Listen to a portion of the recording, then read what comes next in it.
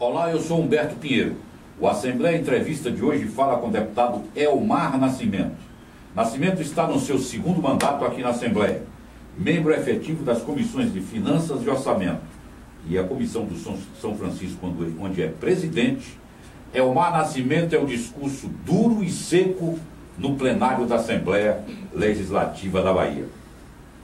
A Bahia é manchete nacional novamente com relação à questão da justiça, a morosidade dos cartórios, dos juizados, projeto de privatização dos cartórios aqui na Assembleia. Qual é o caminho, deputado? A gente precisa dar prioridade a esse projeto. Projeto importante, que tem muitos interesses, mas é preciso que se una o governo e a oposição para dar prioridade a esse projeto e encontrar de forma conjunta com a participação efetiva do Ministério Público, da OAB e do próprio Poder Judiciário, para que a gente faça o melhor projeto possível, de sorte a beneficiar a sociedade que tem sido tão carente, a sociedade baiana, de um efetivo serviço de boa qualidade do Poder Judiciário.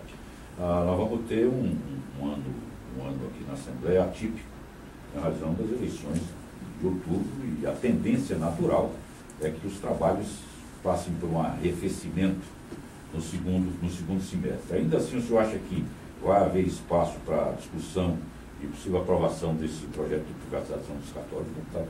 Eu acho que o espaço no momento é esse agora. Nós temos aí pela frente praticamente 3 meses antes do recesso do meio de ano, e a gente precisa concentrar esforços nesse início para poder votar esses projetos mais importantes. É claro que no segundo momento, no segundo semestre, principalmente nos meses de agosto e setembro, é muito complicado com a questão da eleição. Deputado Elmar Nascimento, não tem como fugir dessa pergunta, que é uma pergunta que está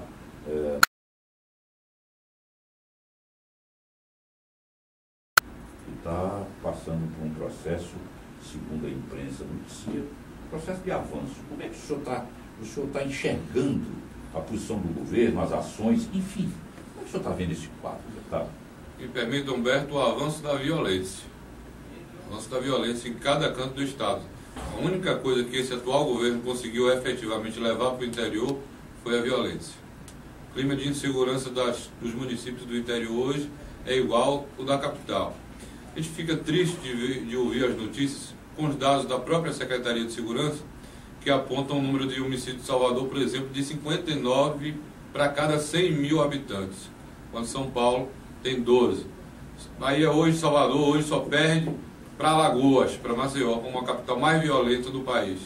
É um dado muito triste, e só se combate isso com competência, mas sobretudo com investimento. Preciso que segurança pública seja prioridade. Infelizmente, no atual governo, não tem sido prioridade, e a realidade é essa. Durante muito tempo não se falava mais de assalto a banco no interior.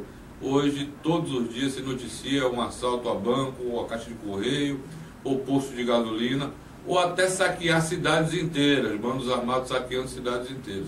Infelizmente, essa é uma triste realidade que chega à Bahia e é o grande calcanhar de Aquiles do atual governo. A saúde, lá em Campo Formoso, por exemplo, como está naquela região? A saúde vai mal em todos os lugares. Criaram uma central de regulação que está desregulando tudo. As pessoas estão morrendo nas filas. A propaganda do governo não coincide efetivamente com a necessidade do povo. Mostrar uma coisa simples.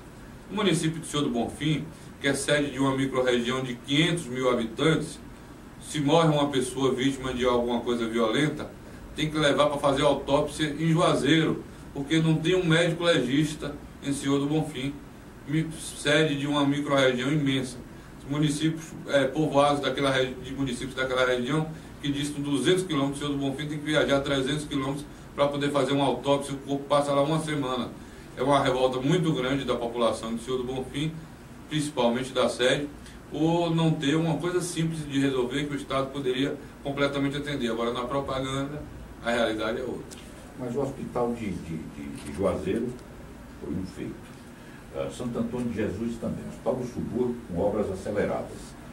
Hospital da Criança ou da Mulher em Feira de Santana. Hospital da Mulher em Feira de Santana.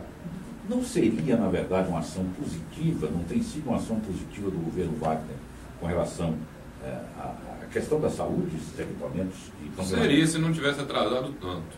Os Hospital de Santo Antônio, por exemplo, estava 90% concluído e se leva 3 anos para concluir esse restante desses 10%. E mais, a construção desses novos hospitais, ao invés de haver um incremento do investimento da saúde, o que é que o governo fez? Tirou dos mais pobres. O Hospital de Juazeiro, por exemplo, que está na minha região, é muito bem-vindo, é importante. Primeiro houve uma espécie de licitação, entre aspas, viciada, que beneficiou uma entidade que é ligada àquele ex-ministro da Saúde famoso, foi botado para fora do governo Lula, Humberto Costa, da nossa vizinha Pernambuco. E o que é que acontece? Tirou as AIH dos hospitais, dos municípios. Chega no município de Remanso, Campo Alegre de Lourdes, Pilão Arcado, Casa Nova, Remanso, todos eles foi tirada as AIH, diminuídas as AIHs, que eles precisavam de aumento para poder atender ao Hospital de Juazeiro. Se o governo do estado tivesse investido ampliando o número de AIHs, aí teria melhorado. Mas quando tira dos municípios que já precisavam para direcionar para o Hospital de Juazeiro, ele está fazendo uma concentração que não está resolvendo e ampliando a despesa de todos os outros municípios. O senhor acabou sendo protagonista de um requerimento pedindo a CPI para investigar as obras do metrô aqui de Salvador. O requerimento foi, o senhor conseguiu o número regimental de assinaturas e o requerimento foi aprovado. Como é que está? Vai instalar efetivamente condição? Olha, essa casa é uma casa política, você tem que criar o ambiente favorável a que esse tipo de coisa ocorra, sobretudo porque para funcionar. Quem instalar a CPI é um direito de minoria. Você recolheu um terço das assinaturas de qualquer casa parlamentar, ela tem que funcionar, ela tem que ser instalada. Para funcionar, ela tem que ter o comprometimento de todas as facções políticas que estarão representadas proporcionalmente naquela comissão parlamentar de inquérito. Desde agosto, eu tive a ideia, elaborei o requerimento, comecei a coletar as assinaturas, mas eu achei que só estaria maduro quando tivesse essa confluência. Infelizmente, eu não consegui o consenso de toda a casa, mas consegui 35 senhores deputados subscrevessem junto comigo esse requerimento e demos entrada no último dia da sessão legislativa passada. Agora o presidente mandou publicar e instalar e nós estamos na fase de indicação dos membros. E eu continuo dizendo que esse é um tema importantíssimo, que é impossível, é inadmissível que a 4ª cidade mais importante do nosso país, a nossa querida metrópole de Salvador, cidade importantíssima no contexto do Nordeste e do país, não tenha um transporte de massa decente e que há uma obra que se arrasta há mais de 11 anos, sempre a ser noticiada pela imprensa, reiteradas vezes, como ligado a supostos esquemas de desvio de dinheiro, de superfaturamento, esse tipo de coisa com que a gente não pode conviver mais no dia de hoje. Então a CPI é para dar transparência, porque são pessoas poderosas que estão envolvidas nesse negócio, empresas poderosas, agentes políticos poderosos envolvidos nesse processo do metrô.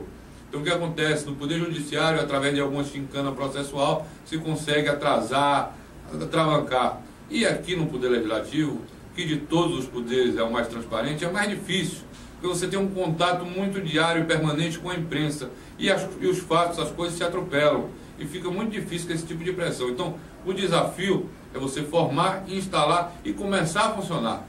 Depois os fatos, por si só, são o combustível que faz a CPI. A CPI se diz que todo mundo sabe como começa, ninguém sabe onde é que vai terminar, e é isso. Porque às vezes a própria imprensa nos traz fatos novos, denúncias anônimas, e a gente já começa com o material de um trabalho muito bom feito no Tribunal de Contas da União e pelo Ministério Público Federal, que irá embasar todo o início desse procedimento.